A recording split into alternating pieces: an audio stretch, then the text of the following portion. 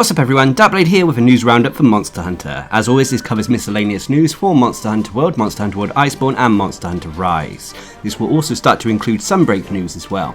This is for the week starting the 11th of March 2022. So let's jump into this. First of all, in terms of Monster Hunter World and Iceborne news, really there's only one bit of information to cover for this, and that is the Saffijiva Siege has made its way back to the game. We now have access to the Saffijiva Siege, which gives us opportunities to get the Saffijiva armor as well as Saffijiva weaponry. Alas though, this is really the only bit of information for Monster Hunter World and Iceborne. There is no seasonal events currently going on in the game, so there's not much else to talk about. So let's move on to Monster Hunter Rise. Now there's a few bits of information to cover here. First of all, a new patch was released for both the Switch version of Monster Hunter Rise and Monster Hunter Rise on Steam. The patch is titled Patch Version 3.9.1 or 3.9.1.0 on Steam, and is so small that they didn't even really give us an estimated size of the patch. Going over the patch notes as well, I didn't turn this into a separate patch video because there is really nothing major with this patch. Of course it states that they're bringing new event quests each and every week, and of course there's new DLC that can be purchased from the various stores. But in terms of actual bug fixes or new additions to the game, the only one that is notable is that they fixed a bug where there was no defense bonus for the Switch Axe Defender weapons. So I'm just including the information about this patch in this news roundup video instead.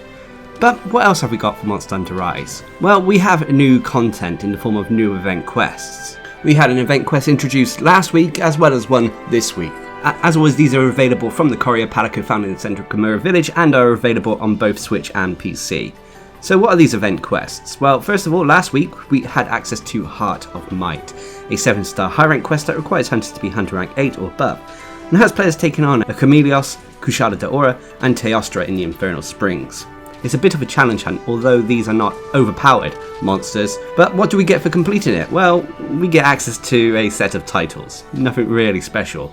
Although this is a nice way to quickly farm these monsters if you need materials from them.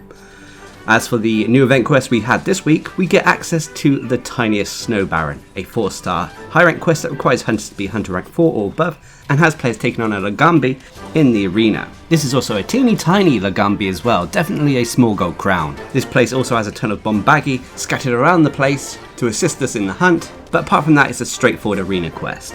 But what do we get for completing it? Well, we get a new sticker set, known as the Bombagi Sticker Set. So a nice little quest, although it's really only worth doing once in all honesty. Unless you need materials from Lagambi, of course. But what other bits of information are there? Well, moving on to SUNBREAK information, Capcom have announced that they will be hosting a digital event covering SUNBREAK news on the 15th of March.